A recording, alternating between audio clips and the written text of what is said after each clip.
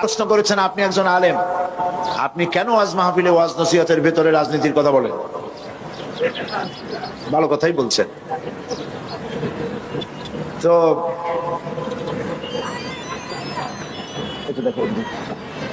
বিষয়টা হচ্ছে, আল্লাহ যদি রাজনীতির কথা না বলতেন, রাসূল করিম সাল্লাল্লাহু আলাইহি ওয়াসাল্লাম যদি রাজনীতি না করতেন, সাহাবায়ে কেরাম যদি রাজনীতি না করতেন, আমি সাঈদী রাজনীতির কথা বলতাম না। যেহেতু আল্লাহ পাক কোরআনে কারীমের মধ্যে রাজনীতির কথা বলেছেন, রাজনৈতিক বক্তব্য কোরআনে আছে, তো আমি কিভাবে রাজনীতির কথা না বলে পারবো? যদি আমি এগুলি না বলি, তাহলে রাসূল করিম সাল্লাল্লাহু আলাইহি ওয়াসাল্লাম বলেছেন, আস-সাকিতু আনিল হাক্কি ফাহুয়া শায়তানুন আখরাস। যে ব্যক্তি হক কথা বলে না, জেনে হক জানে অথচ সে বলে না, সে বোবা শয়তান। কাজেই যারা কোরআন হাদিস জানার পরেও কোরআন হাদিসের অর্থনীতি, রাজনীতি সম্পর্কে জনগণকে অবহিত করে না, রাসূল যে কথা বলেছেন সে তো বোবা শয়তান হয়ে যাবে। তো আল্লাহ পাকের রাসূল রাজনীতি করেছেন, রাষ্ট্রপ্রধান ছিলেন। গতকাল এই বোন যদি মাহফিলে থাকতেন তো আজকের এই প্রশ্ন করতেন না বলি আমি মনে করি। কালকের রাজনীতির কথা যথেষ্ট আমি বলেছি, কোরআনে কারিমে কি আছে, রাসূল কি করেছেন, বলি নাই?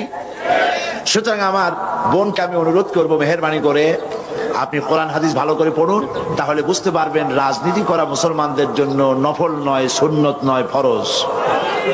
মুসলমানেরা ইসলামী রাজনীতি করবে। কি রাজনীতি করবে? ইসলামী রাজনীতি করবে। কেন? আমি যদি রাজনীতি না করি তাহলে সুদ বন্ধ করব কি করে? সুদ কি হালাল না হারাম? বলেন, হালাল না হারাম? তা আমি কি খতমে খাজেগান পড়ে, বুখারী শরীফ খতম করে, কোরআন শরীফ খতম করে, ফু দিয়া সুদযুক্ত সুদওয়ালা ব্যাংকগুলিকে আমি কি সুদ বন্ধ করতে পারবো? বাংলাদেশের সমস্ত আলেমরা যদি পানি পড়িয়া সেই পানি সুদের ব্যাংকে ঢালে দেয়, তাতে কি সুদ বন্ধ হবে? তাবলিগি জামাতের লোকেরা টঙ্গি বসে লক্ষ লক্ষ মানুষ সুদের বিরুদ্ধে কানতে কানতে সব যদি বেহুশ হয়ে যায়, তাতে কি সুদ বন্ধ হবে? সুদ বন্ধ হবে কিসে? পার্লামেন্টে আইন পাস করতে হবে। পার্লামেন্টে কি করতে হবে? সুদ বিরোধী আইন পাস করতে হবে সুদ বন্ধ করার জন্য। আর পার্লামেন্টে আপনি যাইতে পারবেন না কিয়ামত পর্যন্ত পীর মুরিদি করিয়া। পার্লামেন্টে যাইতে পারবেন কখন? রাজনীতি করিয়া। কি করে যেতে পারবেন? তাহলে রাজনীতি না করলে আপনি সুদ বন্ধ করবেন কি করে?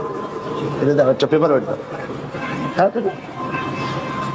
এরপরে দেশে বেশ্যাবৃত্তি চলতেছে, ঘুষ চলতেছে, সুদ চলতেছে, জুয়া চলতেছে, জেনা ব্যভিচার চলতেছে, ঠিক কিনা বলেন? এগুলো আপনি কি দিয়ে বন্ধ করবেন? এই দেশে তো হাজার হাজার বছর ধরে ওয়াজ হচ্ছে, শত শত বছর ওয়াজ হইতেছে, পীর মুরিদি হইতেছে, বলেন কথা ঠিক কিনা? তো এত ওয়াজ, এত পীর মুরিদি, এত তাবলীগ, এত জিকির, এত কিছু, সুদ বন্ধ হয়েছে? বেশ্যাবৃত্তি বন্ধ হয়েছে? জেনা বন্ধ হয়েছে? চুরি ডাকাতি বন্ধ হয়েছে? সেগুলি আপনি বন্ধ কি দিয়ে করবেন?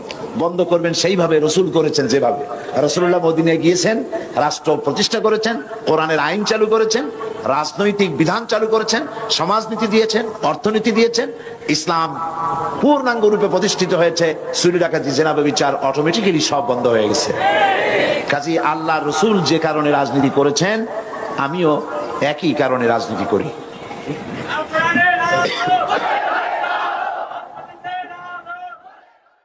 দিন কায়েমের জন্য, ইকামতে দ্বীনের জন্য এইভাবে সাহাবায়ে কেরাম জীবন দিয়েছেন।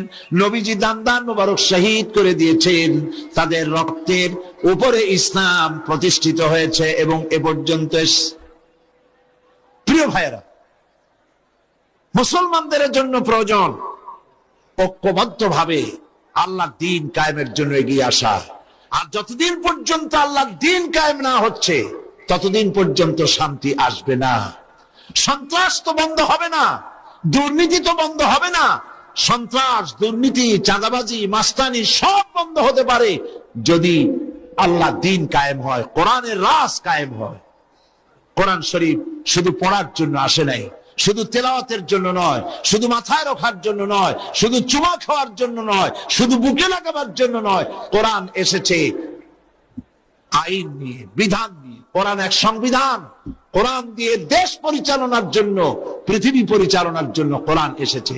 এই কোরআনের অনুসরণ, অনুকরণ যদি আমরা করতে পারি, আবার মুসলমানদের শান্তি হবে, বিশ্ববাসীদের জন্য আবার শান্তি ফিরে আসবে।